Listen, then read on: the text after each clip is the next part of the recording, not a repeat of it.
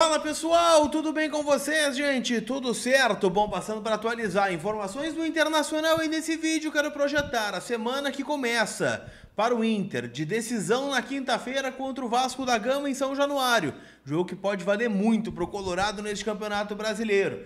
E também, gente, falar sobre o extracampo. Afinal, um jogador pode salvar as finanças do Inter e garantir com que outros nomes mais badalados permaneçam por mais tempo aqui em Porto Alegre. E o jogador que estraçalhou com a seleção brasileira na data FIFA. Te conto tudo isso depois da vinheta.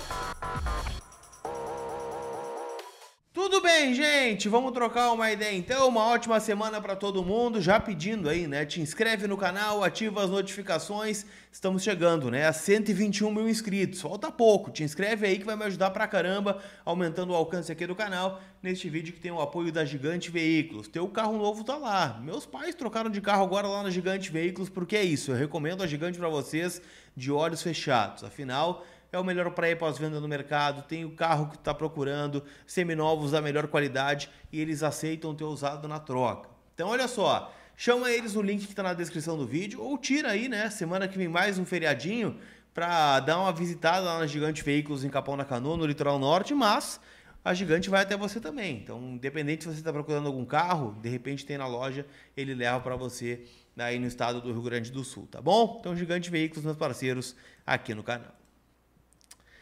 Turma, vamos começar por tópicos, afinal eu separei aqui uma informação do meu colega, meu querido amigo Lucas Dias, inclusive se inscrevam lá no canal do Lucas Dias, ele está buscando aí os 70 mil inscritos, falta pouco, né, traz muitas informações do Inter, ele trouxe uma importante, tá?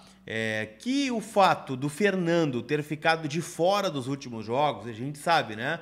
É um jogador que passou por um problema de panturrilha, já não é aquele cara que cozinha na primeira fervura, né? Um cara que já tem uma idade avançada, mas aparentemente volta contra o Vasco. Mas essa ausência do Fernando, desde o jogo lá contra o Corinthians em São Paulo, né? Ele não foi titular em nenhuma partida, faz com que, fez com que o Rômulo tivesse uma sequência maior de jogos. E com isso, obviamente, né, entrando no time encaixado, né, tendo uma minutagem interessante, fazendo bons jogos, afinal é verdade que o Rômulo também deu conta do recado, ele voltou ao radar de times importantes da Europa.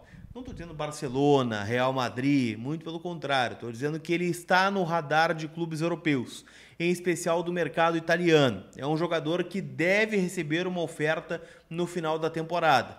E o Inter, obviamente, gostaria de manter o Rômulo, justamente por ser um jogador importante a ponto de substituir o Fernando também, de quebrar um galho, inclusive, como lateral direito, se necessário. Mas o fato o Rômulo pode sair do Inter na final da próxima temporada, dessa temporada, né? Ou seja, não estaria aqui no próximo ano, dependendo da proposta. Por quê? Porque o Inter tem um orçamento novo de vendas, a partir, né, desse pedido de suplementação orçamentária, que será analisado pelo Conselho Deliberativo do Inter no próximo dia 25, que coloca lá a meta de 200 milhões em vendas. O Inter está aí com cerca de 135, 140 milhões, então vai precisar de pelo menos mais 60 milhões de reais em venda de jogadores. Estamos falando aqui de 10 milhões de euros, que o Inter precisaria achar na próxima janela de transferências.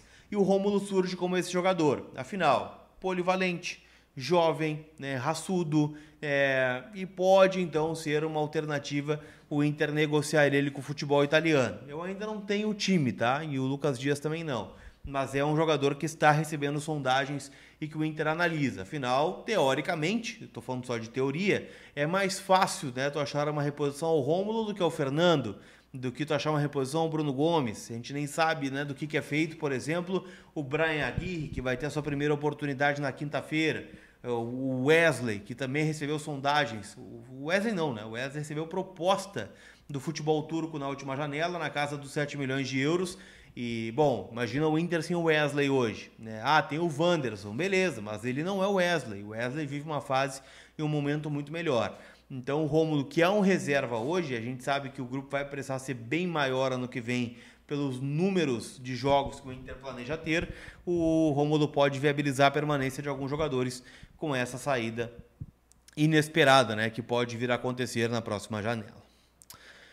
Rômulo que deve perder, né, o lugar no time na próxima quinta-feira em São Januário contra o Vasco da Gama, isso porque Fernando está treinando normalmente e pode, né, voltar ao time titular. Quem não tem presença garantida ainda é o Bruno Tabata, né, meio atacante, que foi titular nos últimos jogos, mas no próprio jogo contra o Fluminense, que aconteceu lá na outra sexta-feira, ele já sentiu um pequeno desconforto. E aí ficou, né, na academia na maioria dos treinos dessa última semana, fazendo um controle de carga e ainda não está cotado para começar o jogo. Caso ele não comece, o Gabriel Carvalho ganharia uma oportunidade. É bom lembrar que o Inter tem 2 jogadores fora por suspensão, Bernabei e Bruno Gomes. O Wesley retorna depois de cumprir a automática e tem uma avaliação que precisa ser feita num curto espaço de tempo. Por quê?